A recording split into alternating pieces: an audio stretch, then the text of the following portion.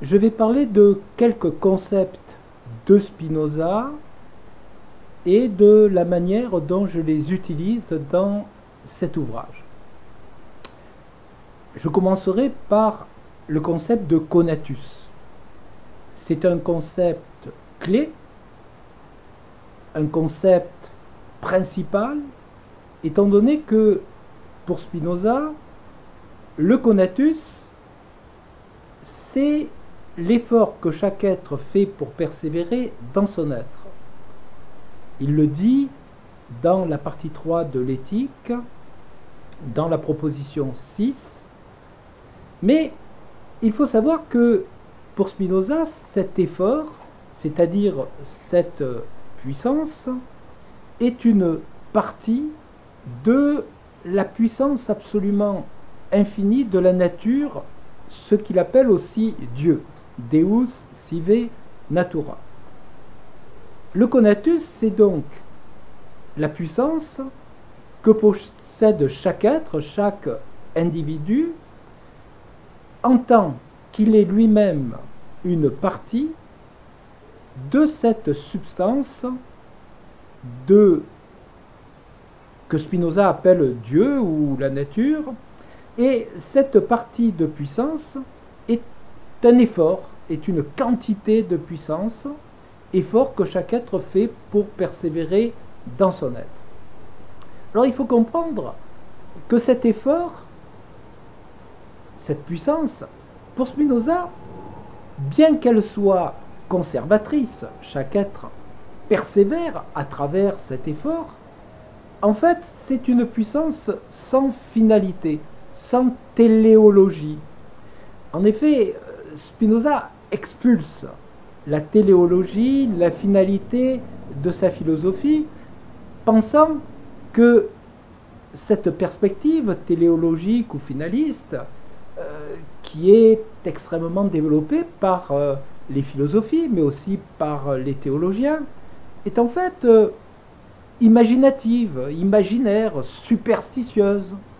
Et l'effort que chaque être fait pour persévérer dans son être, en réalité, n'est rien d'autre que la conséquence ou les conséquences qui sont tirées de la puissance de chacun. Spinoza pense de manière mathématique, c'est-à-dire que l'effort que chaque être fait pour persévérer dans son être est une sorte de déduction par laquelle chacun déduit tous les effets qu'il peut déduire à chaque instant de sa propre puissance. Et c'est ce que l'on appelle conatus. Spinoza dit aussi que le conatus est un désir. Mais il n'entend pas par désir le désir de quelque chose. Il entend par désir justement cette puissance de faire, cette puissance d'agir.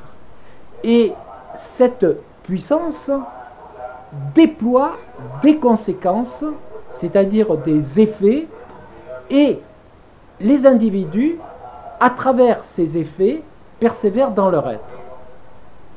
C'est un désir sans objet, c'est-à-dire sans finalité, c'est-à-dire sans manque, chacun, selon Spinoza, étant aussi parfait qu'il peut l'être à chaque instant de son existence.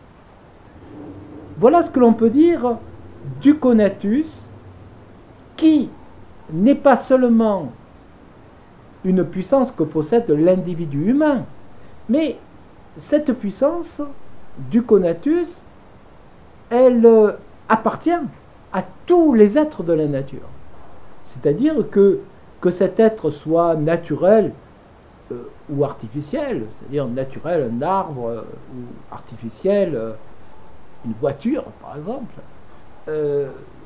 tous ces êtres possèdent une partie de la puissance divine. Alors voilà ce que l'on peut dire premièrement sur cette notion de conatus qui est principale et principielle parce qu'on va la retrouver à la base de toute la réflexion spinoziste, à la base de son éthique, comme à la base de sa politique, étant donné que pour Spinoza, le conatus politiquement, va être conçu comme un droit naturel, et il y aura aussi des conatus qui concernent les corps collectifs, les États, et donc c'est pour cela que j'ai souhaité commencer par la notion de conatus.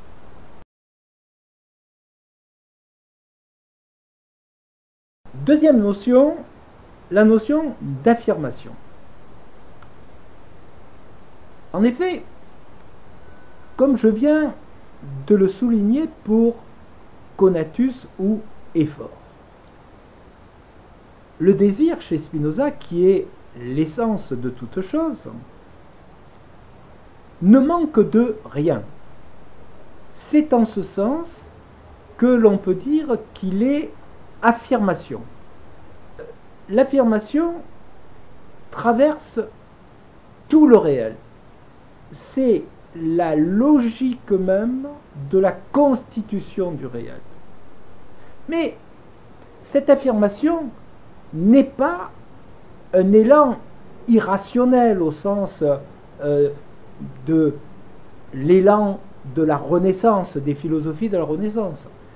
Chez Spinoza, qui est un philosophe qui se réfère à la mathématique euclidienne et qui veut penser mathématiquement, chez Spinoza, la nature elle-même fonctionne suivant une causalité dont on peut dire qu'elle est morée géométrico ou mathématique. Ce qui veut dire que la logique d'affirmation est la logique causale même de la nature ou de la substance qui à la fois se produit elle-même en produisant ses propres effets, c'est-à-dire une infinité de choses, de modes, d'individus, en une infinité de manières.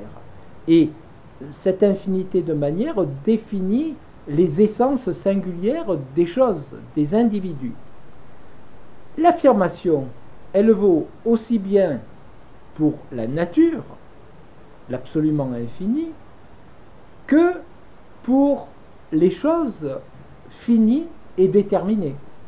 C'est-à-dire qu'on peut dire que chaque chose déterminée est aussi une affirmation finie d'une chose singulière. Ce qui veut dire que chez Spinoza, l'affirmation est première. L'effort, le conatus, le désir de chaque être ne manque de rien. Il est en premier lieu une puissance d'affirmation, et cette puissance d'affirmation est totalement inscrite dans la causalité de la nature qui produit les choses qui elles-mêmes sont productrices, c'est-à-dire que cette affirmation est un processus de production, et c'est en ce sens que si le conatus ou l'effort ou le désir ne manque de rien, s'il n'est désir de rien, il est en même temps toujours productif, c'est-à-dire qu'il produit des effets, qu'il a des conséquences, et que cela se fait dans une logique essentiellement affirmative. Alors, ce concept d'affirmation est chez Spinoza assez singulier, puisque finalement il inscrit Spinoza dans une lignée que l'on pourrait faire partir des philosophes épicuriens, Épicure, Lucrèce, je pense, qui développent déjà une philosophie qui n'est pas une philosophie du manque, contre justement cette métaphysique platonicienne qui, elle, fait du désir un manque de quelque chose, c'est-à-dire une séparation avec un être, une substance qu'il faudrait retrouver. Ce n'est pas le cas des épicuriens, ce n'est pas non plus le cas de Spinoza, pour qui l'affirmation est la productivité même du réel. Ce ne sera pas plus tard le cas de Nietzsche, qui lui aussi développe alors explicitement une philosophie de l'affirmation.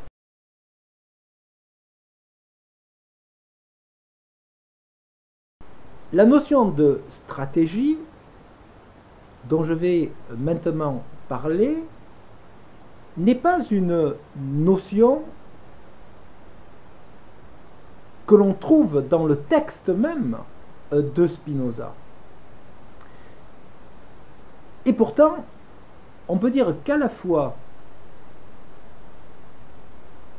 le conatus est par nature stratégique, mais aussi que la philosophie même de Spinoza s'inspire d'une philosophie, ou plutôt d'une pensée, parce que l'on va voir qu'il ne s'agit pas explicitement d'un philosophe, d'une pensée qui a fait de la stratégie la notion majeure de l'approche du réel. Et je pense à l'œuvre de Machiavel. Lorsque, pour ma part, je parle de stratégie du conatus, c'est justement que chez Spinoza, la puissance d'affirmation pour les êtres finis, c'est-à-dire pour les individus, est aussi une puissance de résistance et que cette puissance n'a de réalité que justement parce qu'elle peut résister à ce qui peut détruire l'effort ou l'individu. Donc, nous sommes dans une philosophie du conatus, une philosophie de l'affirmation qui va se développer, du moins les individus de cette philosophie, qui va se développer de manière stratégique à partir justement où les individus spinozistes, les efforts de persévérance sont pris dans un complexe de rapports de force, d'où ma référence à Machiavel, sont pris dans un complexe de rapports de force et que toute affirmation est une affirmation immanente au sein d'un rapport de force. D'où les deux concepts dont je vais parler maintenant, le concept de résistance et le concept de stratégie. La résistance n'est pas une négation. J'ai introduit, ou du moins j'ai valorisé la question de la résistance chez Spinoza, étant donné que l'affirmation seule serait une abstraction. Chez Spinoza, rien, aucune chose, n'est à soi ni à part. C'est-à-dire que l'effort des individus est toujours à la fois complexe et lui-même pris de manière immanente dans un complexe de rapports de force. C'est dire que pour les individus finis que produit Dieu ou la nature, exister, c'est affirmer une puissance, mais c'est exister aussi sous le surplomb de la mort. Parce que, comme le dit Spinoza dans un axiome qu'on peut dire sanglant au début de la partie 4 de son éthique, dès qu'existe un individu fini dans la nature, il existe nécessairement des individus plus puissants qui peuvent le détruire. C'est en ce sens que je dis que toute existence se développe sous le surplomb de la mort, puisqu'elle est en permanence susceptible de rencontrer des puissances destructrices qui vont dissoudre sa combinaison, c'est-à-dire qui vont la tuer, qui vont tuer l'individu. De ce point de vue, on ne peut pas penser l'affirmation comme pure affirmation.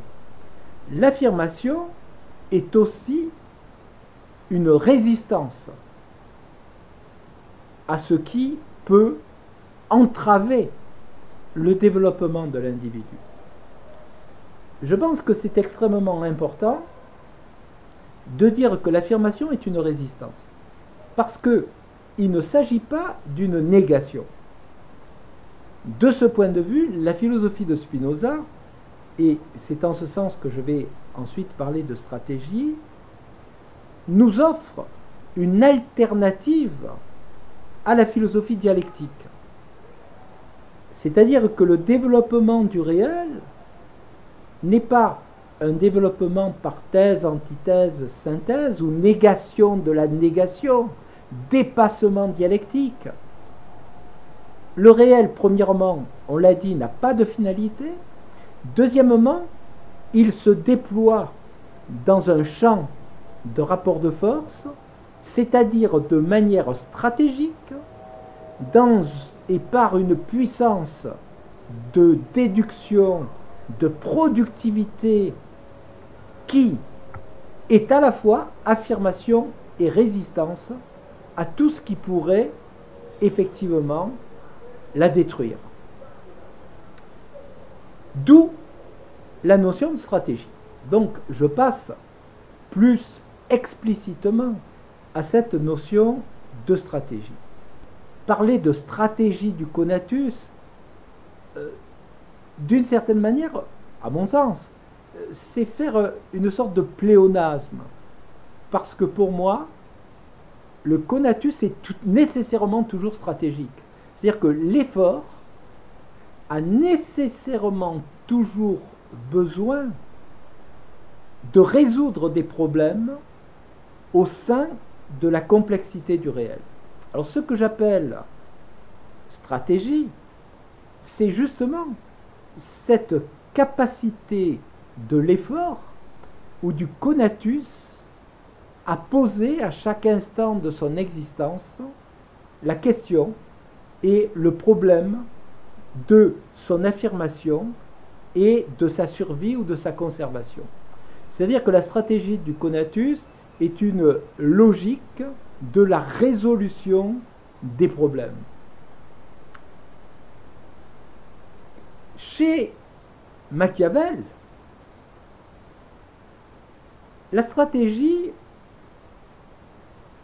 ou ce que j'appelle aussi, à travers une notion de Machiavel et de Spinoza, la prudence, chez Machiavel, la stratégie, c'est ce qu'il pense être nécessaire au prince pour bien se conserver, bien conserver son état, c'est-à-dire que le réel étant un complexe de rapports de force et de guerre, il y a une exigence vitale pour le prince qui est une exigence de prudence ou de stratégie. Or, ce que dit Machiavel pour le prince, je pense que Spinoza en fait une ontologie. C'est-à-dire que c'est la logique du réel elle-même qui devient stratégique chez Spinoza. La moindre parcelle du réel, et il ne s'agit pas que des hommes qui pensent avec leur conscience et leur puissance de penser, mais il s'agit de toute chose dans le réel. La moindre parcelle du réel ne se conserve que d'une certaine manière parce qu'elle résout des problèmes, parce qu'elle est stratégique. Et c'est en ce sens que je dis que la notion machiavélienne de stratégie que Machiavel réservait au prince, Spinoza s'en sert pour tout le réel. Il ontologise de cette manière la pensée machiavélienne. Il en fait une ontologie de la puissance.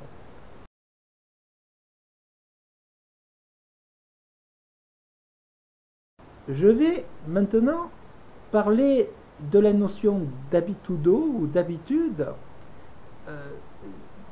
que j'ai là encore disons, valorisé dans le texte de Spinoza, parce qu'il m'apparaît que, si l'on parle des corps et des corps finis, qui sont des parties chez Spinoza de l'étendue ou de l'attribut étendu, il m'apparaît que l'effort que chaque corps ou chaque être fait pour persévérer dans son être est avant tout une manière d'établir des connexions, c'est-à-dire de contracter en lui et en dehors de lui des liaisons, des connexions. Alors il faut dire qu'un être, chez Spinoza, n'est pas une substance unique, unifiée, c'est un complexe, ce sont des connexions. Et donc les êtres, on peut dire, adviennent à l'être, existent, parce qu'ils sont des connexions. Et l'effort est un effort pour établir des connexions, pour maintenir des connexions, pour multiplier les connexions. Et, me semble-t-il, c'est ce que Spinoza appelle habitude. L'habitude, c'est la puissance d'un corps à lier des affections. Alors, parce que établir des connexions, c'est établir des connexions de quoi et à quel niveau? Eh bien, en ce qui concerne les corps, ce sont ce que Spinoza appelle des affections. C'est-à-dire, affectio, c'est une notion qui renvoie au mouvement des corps ou bien qui renvoie aux manières dont les corps sont touchés par le réel, sont affectés. Ce sont des modifications. Et l'habitude, c'est la puissance du corps à relier en permanence des affections. C'est-à-dire, le corps doit faire corps en permanence, doit produire du corps, et il fait corps et il produit des corps par connexion, par liaison des affections, aussi bien des affections constitutives de son propre corps que les liaisons qu'il établit avec d'autres corps qui lui sont extérieurs et avec lesquels il forme toujours des corps plus larges, comme nous formons un corps ensemble lorsque nous discutons, comme une société forme corps. Or, ces formations de corps, ce sont des constitutions de l'habitude. Donc il faut bien distinguer entre l'habitude comme puissance de constitution des corps et de constitution par liaison des affections avec nos habitudes, les habitudes au pluriel. L'habitude, en premier lieu, c'est le principe même du conatus qui fait effort à travers sa dimension corporelle pour lier des affections, pour constituer le corps qu'il est, pour constituer des corps plus larges. L'habitude elle-même, à ce moment-là, est une puissance causale. Puissance causale puisque le corps se cause, se produit dans et par les liaisons affectives. Je pense que cette notion joue un rôle extrêmement important chez Spinoza. En effet, de l'effort le plus bas, où nous existons à travers la constitution d'un monde autour de nous qui va devenir notre monde, le monde de nos habitudes, jusqu'à ce que Spinoza appelle le sentiment d'éternité, je crois que l'habitude joue un rôle important, parce que comme je viens de le dire, l'habitude est une puissance causale. Or, si nous sommes capables de lier nos affections, si un corps est capable de lier ses affections, suivant l'idée vraie, au fond, de la productivité même de son essence. De ce point de vue, le sentiment que ce corps va éprouver est un sentiment d'éternité, parce que il se produira comme le réel lui-même subspecie aeternitatis, c'est-à-dire la productivité divine se produit. Et de ce point de vue, c'est l'éternité même qui advient comme affect de ce corps. Donc, l'habitude, c'est à la fois ce qui est dans le moindre effort de notre vie quotidienne, comme ce qui, finalement, caractérise la productivité du corps même de la sagesse.